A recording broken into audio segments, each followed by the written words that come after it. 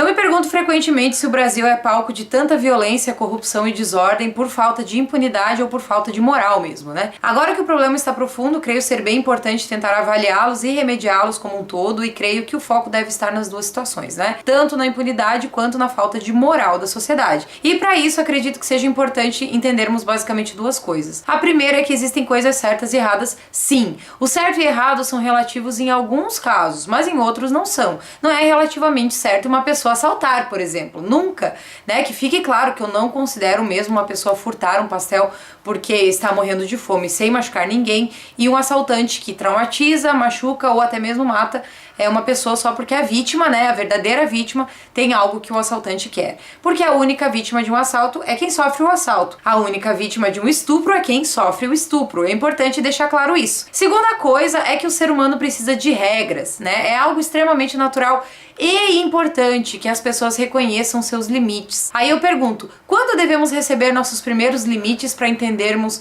a sua importância, né? Quando ainda somos crianças, né? Se temos uma referência positiva que nos ensine conceitos básicos de certo e errado, respeito ao próximo, dificilmente esses ensinamentos serão quebrados depois, né? Se a criança recebe muito amor, é óbvio, mas também lições de valores morais e éticos, ela vai aprender a respeitar as pessoas de seu círculo e depois vai perpetuar essas lições para toda a vida. Claro que sempre haverá exceções, né? Mas a maioria que aprender em casa valores morais vai carregá-los por toda a vida. Então, ao meu ver, o grande problema de uma sociedade violenta, desonesta e corrupta está na carência de uma boa base familiar, na falta de limites e na falta de afeto, claro, que ocasionam também outros problemas seríssimos como dependência química e tal. Então veja bem, você que é pai e mãe, né? Você deixa seu filho fazer o que quer na hora que quer? Quando seu filho faz algo errado, machuca um coleguinha na escola, levanta a mão pra você ou age de uma forma agressiva ou desonesta, por exemplo, você passa a mão na cabeça dele, diz que está tudo certo ou deixa quieto,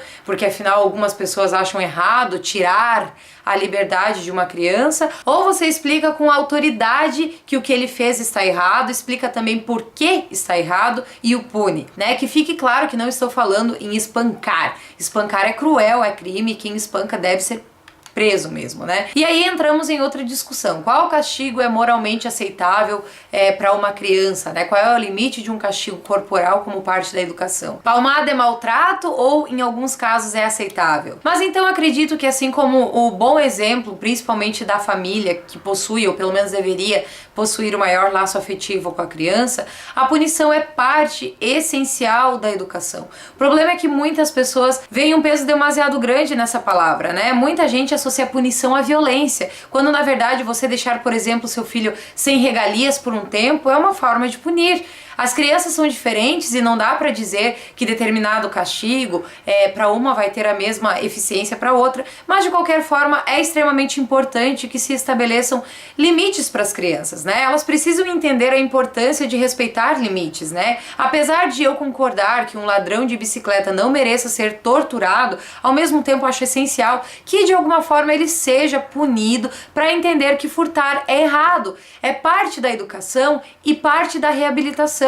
O problema é que muitas pessoas jamais tiveram uma boa base moral, muitas foram criadas nas ruas, sem limites, sem valores, sem educação, ou então foram criadas em ambientes hostis, né, violentos, negligentes, e é por isso que eu digo que se quisermos ajeitar a sociedade, o primeiro passo é fortalecer as famílias, focar em valores familiares que proporcionem educação para as crianças, com o auxílio. Veja bem, somente o auxílio da escola para que se tornem indivíduos éticos e lá na frente ensine a seus filhos os mesmos valores que aprenderam. Mas é fato que muitas pessoas estão apenas procriando, né, sem se preocupar ou então sem entender mesmo, né, a importância de educar os pequenos que nascem. E então muita gente acredita que o Estado deve remediar os problemas decorrentes dessa situação, lidar com as consequências de uma educação totalmente negligenciada. Só que além de educar porcamente uma criança, o Estado não remedia quando essa criança lá na frente se torna um criminoso, porque não consegue reabilitá-lo. Pelo contrário, né, todos nós sabemos que é muito mais fácil um presidiário aprender malandragens na cadeia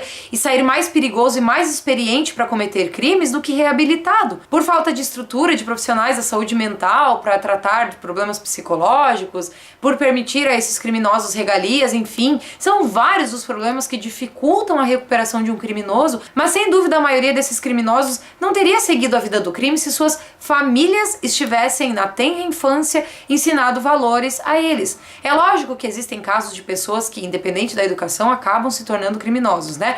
Mas acredito piamente que é uma minoria.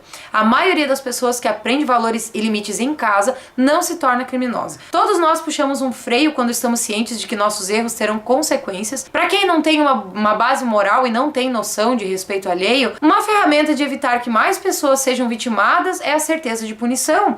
E quando falo em punição, não estou dizendo que criminosos devam ser massacrados, jamais vou defender tal coisa. O que acho importante e justo é que eles trabalhem na cadeia para aprender o valor do suor, para pagar suas próprias despesas. Acho errado que os nossos impostos paguem todas as despesas de um preso e eles não produzam, sabe? Aliás, segundo a ministra Carmen Lúcia, um preso no Brasil custa R$ 2.400 por mês, enquanto um estudante do ensino médio custa R$ 2.200 por ano. Ou seja, um aluno custa ao Estado por ano menos do que um preso por mês, sabe? O relatório de Olho nas Metas de 2015 da ONG Todos pela Educação tem um dado um pouco menos pior, mas ainda assim muito ruim, né? Diz que um estudante custa em média $4.000 por ano. Ainda assim é bem menos do que um preso, né, por mês. E é um cenário bem desanimador em nível internacional, porque o investimento do Brasil em educação por aluno ficou à frente somente do México, da Colômbia e da Indonésia. Seria tão diferente se fosse o contrário, né? Se as despesas fossem maiores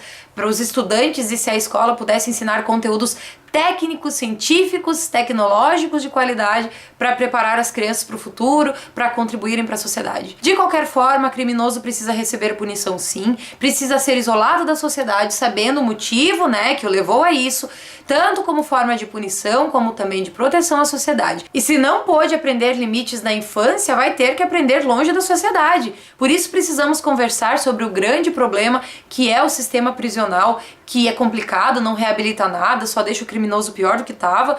Isso quando fica na cadeia, né, quando cumpre a sua pena, quando não é dispensado alguns dias ou meses depois, livre para cometer outro crime e de novo ser preso por pouco tempo e sair. E assim, há presos que cometem crimes e são liberados várias e várias vezes. O capitão Olavo Freitas Mendonça, em um dos episódios do Brasil Paralelo, disse uma coisa muito séria sobre isso, né? Primeiro ele cita que em alguns lugares do Brasil 80% dos presos em flagrante são liberados, 80%. E alguns deles já tiveram mais de 20 passagens pela polícia e mesmo assim seguem sendo liberados, né? E ele disse uma verdade muito triste, né? Ele fala que a impunidade é a mãe da reincidência e quando você prende um criminoso e ele não cumpre a pena, e ele tem essa sensação de impunidade, imediatamente ele vai partir para a reincidência do crime. Só que tem um fator complicante nisso, ele vai ficando cada vez que é solto mais violento e mais audaz. Ou seja, qualquer pessoa despida de valores morais que não sofrem consequências quando fazem besteira, se sente a cada não punição cada vez mais confortável e seguro e esperto, experiente para continuar cometendo suas besteiras. Você entende então por que considero tão importante uma boa base familiar, boas referências ainda na infância, aliás, principalmente na infância, porque é nessa base familiar, é com essa referência que um cidadão ainda criança aprende limites, respeito ao próximo, ao patrimônio alheio, ao patrimônio público, à vida alheia e como consequência, a liberdade alheia, né? E como consequência é também respeitado. Então não podemos delegar para o Estado a responsabilidade de educar nossos pequenos. Então eu concordo que o criminoso é uma vítima, vítima da ausência de regras durante o período de formação de sua educação, vítima de desafeto, tanto de uma família negligente quanto de um Estado negligente, mais preocupado em formar militantes do que cidadãos, e vítima de uma impunidade que deixa claro a muitos criminosos que eles podem continuar cometendo crimes, pois além de não receberem pena, ainda terão mais benefícios do Estado do que muitas vezes a pessoa que foi vitimada por esses criminosos. Muitas das quais não podem usufruir de mais nada porque foram